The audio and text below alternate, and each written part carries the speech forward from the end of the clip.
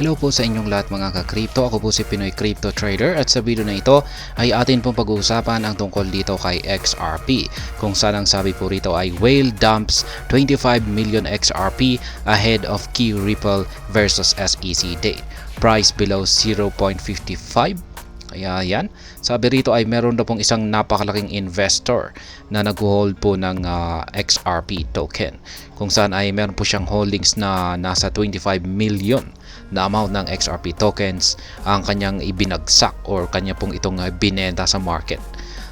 Ginawa po niya ito bago po ang paparating na petsa yan sa magaganap na hearing ng Ripple versus SEC. Ayan, yung sunod na naman po nilang pagdinig sa kanilang kasalukuyang nagaganap na legal battle.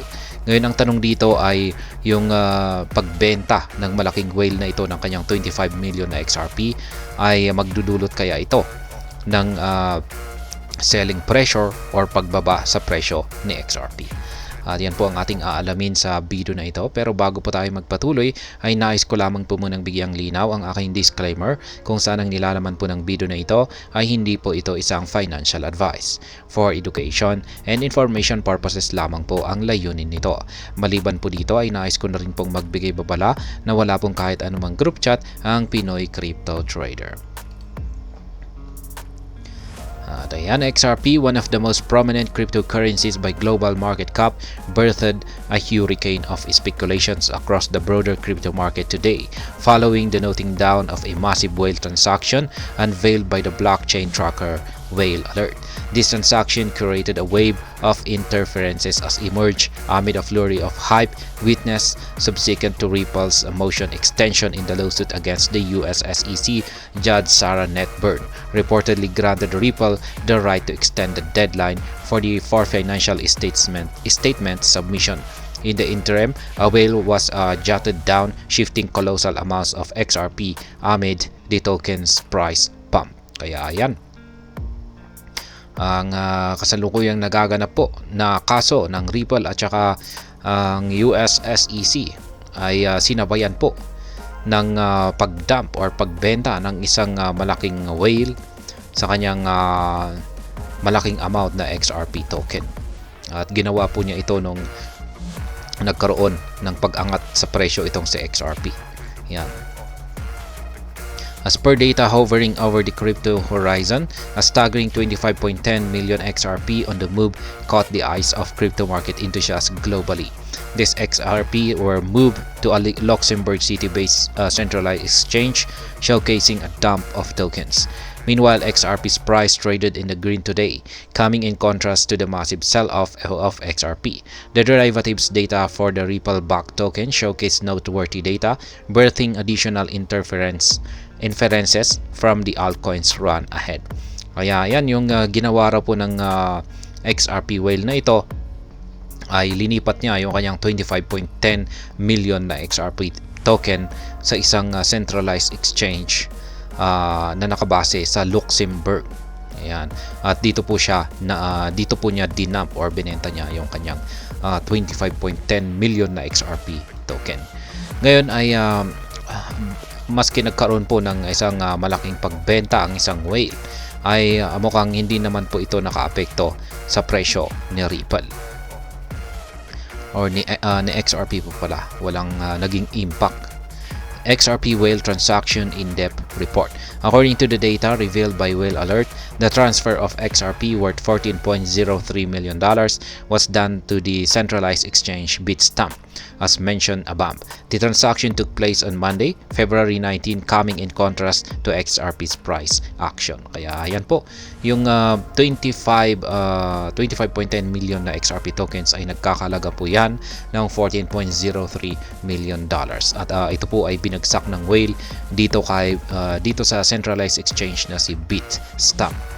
At ginawa po niya ito nung mga Monday, yan, ng February 19. As per data from TradingView, XRP showcased a substantial drop just prior to the sell-off. However, it gained an upward momentum soon after the dump to Bitstamp. This promptly sparked speculation among crypto market traders and investors as it contrasted the usual market sentiment of a dip in price with a pump in supply.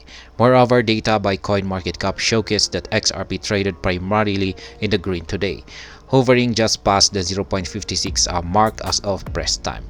Kaya ayan, bumagsak po nung nag-dump yung whale na kanyang malaking XRP token. Ngunit kasunod yan ay mabilis pong nakabangon ulit or naka-recover ang presyo ni XRP. Kaya marami pong mga nagsasabi na mga traders at saka investors nakakaiba yung naging ipinakitang paggalaw dito ni XRP. Sapagkat sa kadalasan ay talagang mahihirapan po siya dapat na makaangat si XRP kung pag may nag-dump dito.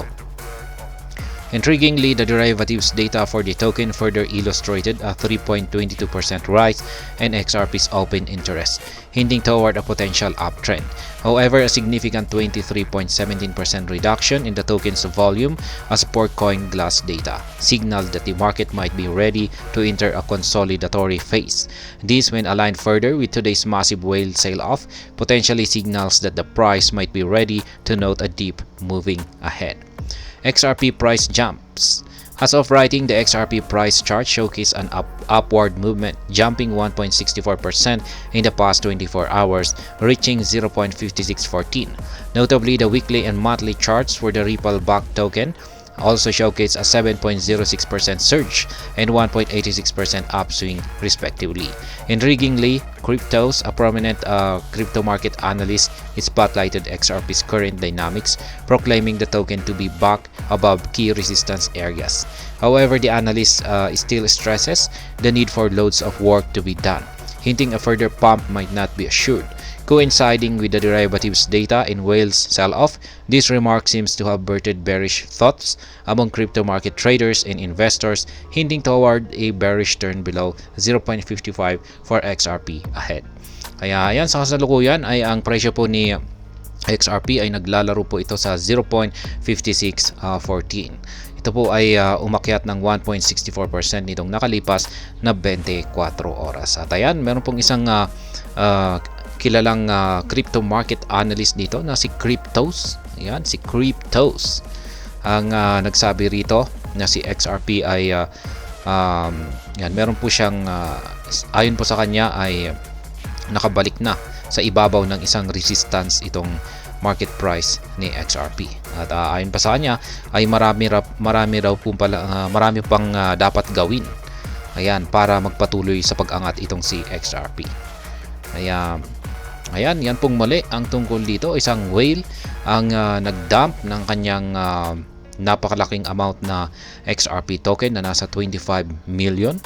Yan, binenta po niya ito bago po ang paparating na pagdinig yan sa kaso ng Ripple at saka SEC. Ngunit maski nag-dump po siya ng ganito kalaking amount ng XRP ay mukhang wala naman po itong naging impact sa presyo ni XRP. At ayun, hanggang dito na lamang po tayo sa video na ito. Sana po ay inyong nagustuhan ang aking paliwanag dito. Kung inyo po itong nagustuhan ay pakiclick lamang po ang like button nito. Para naman po sa mga bago lamang dito, kayo po ay aking inaanyayahan para mag-subscribe. Pakiclick na rin po ang bell icon nito dahil ito po ang siyang magsisilbing notification nito sa mga bago kong videos na akin pong ina-upload sa aking YouTube channel na ito. Marami pong salamat sa panonood, ingat po tayo lagi at God bless po sa ating lahat.